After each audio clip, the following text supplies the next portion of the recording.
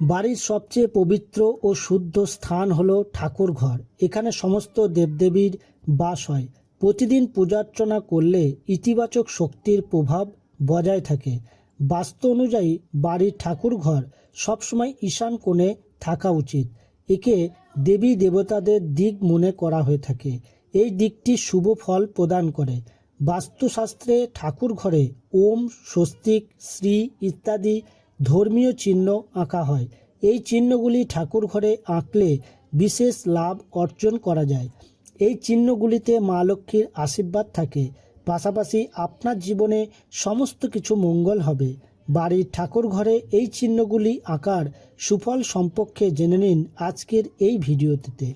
তাই জানতে হলে ভিডিওটি বন্ধুরা অবশ্যই শেষ পর্যন্ত দেখবেন এবং আপনি যদি আমাদের চ্যানেলে নতুন এসে থাকেন চ্যানেলটি সাবস্ক্রাইব করবেন এবং পাশের বেল আইকনটি প্রেস করবেন। আর যদি আপনি অলরেডি সাবস্ক্রাইব করে থাকেন আপনাকে অসংখ্য ধন্যবাদ।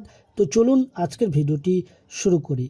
বাড়িতে ওম চিহ্ন আঁকার লাভ কী? ঠাকুর ঘরে জাফরান বা চন্দন দিয়ে ওম চিহ্ন বানান। মনে করা হয় ঠাকুর ঘরে ওম চিহ্ন বানালে এবং জপ করলে স্মৃতি শক্তি ও একাগ্রতা বৃদ্ধি পায়। পাশাপাশি পারিবারিক অবসাদ দূর হয়। জাফরান বা চন্দন দিয়ে লেখা ওম সামাজিক এবং পারিবারিক জীবনে চলতে থাকা সমস্যার সমাধান করে। এর পাশাপাশি জীবনে প্রচুর উন্নতি হয়।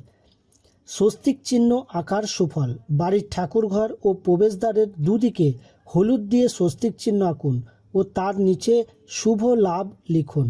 বাস্তবমতে এই উপায়ে বাড়ির বাস্তুদোষ দূর হয়। পাশাপাশি বাড়িতে ইতিবাচক শক্তির সঞ্চার হয়। স্বস্তিক যাতে 9 আঙুল লম্বা ও চওড়া হয় সেদিকে লক্ষ্য রাখতে হবে। অশুভ প্রভাবকে আটকায় এই চিহ্ন। পাশাপাশি ব্যক্তির উপর লক্ষ্মীর আশীর্বাদ বজায় থাকে। এর ফলে কেরিয়ারে প্রচুর উন্নতি হয়। বাড়িতে শ্রীচিহ্ন আঁকার লাভ। শ্রীচিহ্নকে লক্ষ্মীর প্রতীক মনে করা হয়। বাড়ির ঠাকুর ঘরে সিঁদুর বা জাফরান দিয়ে এটি আঁকা উচিত। এই চিহ্ন আঁকলে ব্যক্তির জীবনে সুখ সমৃদ্ধির আগমন ঘটে। পাশাপাশি সেই পরিবারে লক্ষ্মীর বিশেষ আশীর্বাদ থাকে। বাস্তু অনুযায়ী বাড়িতে শ্রীর চিহ্ন আঁকলে কখনো ধন ধান্যের অভাব হয় না। পাশাপাশি পারিবারিক সদস্যের মধ্যে পারপার্শ্বিক ভালোবাসা বৃদ্ধি পায়। ঠাকুর ঘরে শ্রীচিহ্ন থাকলে বাড়িতে স্বয়ং লক্ষ্মী বাস করবেন। মঙ্গল ঘটের চিহ্ন আঁকার লাভ। ঠাকুর ঘরে সিঁদুর দিয়ে মঙ্গল ঘটের চিহ্ন আঁকলে ইতিবাচক শক্তির প্রভাব বৃদ্ধি পায়। এই চিহ্ন বাড়ির পরিবেশকে শুদ্ধ করে এবং ইতিবাচক রাখে। পাশাপাশি সমস্ত ধরনের বাধা বিপত্তিকে দূর করে। বাস্তুশাস্ত্র অনুযায়ী মঙ্গল কলসকে লক্ষ্মীর প্রতীক মনে করা হয়।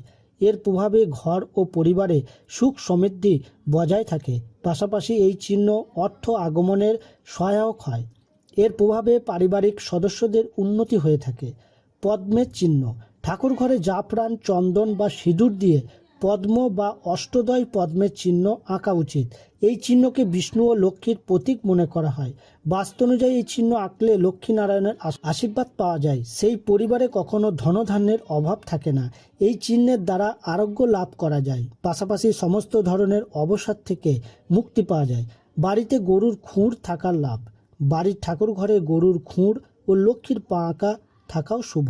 এটি মঙ্গলের প্রতীক। গরুর খুঁড়ের চিহ্ন থাকলে সমস্ত দেব দেবতার আশীর্বাদ পেতে পারেন। জীবনে সমস্ত কিছু শুভ থাকে। চাকরি, ব্যবসায় পরিস্থিতি সঠিক না চললে শুভক্ষণে ঠাকুর ঘরে গরুর খুঁড় বা লক্ষ্মীর পায়ের চিহ্ন আঁকুন। এর প্রভাবে পরিস্থিতি উন্নত হবে এবং দেবী দেবতাদের আশীর্বাদ থাকবে। আশা করি দর্শক বন্ধুরা এই ভিডিও থেকে অনেক কিছু নতুন বিষয় সম্পর্কে জানতে পেরেছেন। ভিডিওটি ভালো লেগে থাকলে অনুগ্রহ করে লাইক করবেন, শেয়ার করবেন এবং আপনি যদি আমাদের চ্যানেলটি এখনও সাবস্ক্রাইব না করে থাকেন তাহলে প্লিজ চ্যানেলটি সাবস্ক্রাইব করে রাখবেন এবং পাশের বেল আইকনটি ক্লিক করে রাখবেন। আজকের মতো এখানে শেষ করলাম। নমস্কার। ভগবান আপনার মঙ্গল করুক।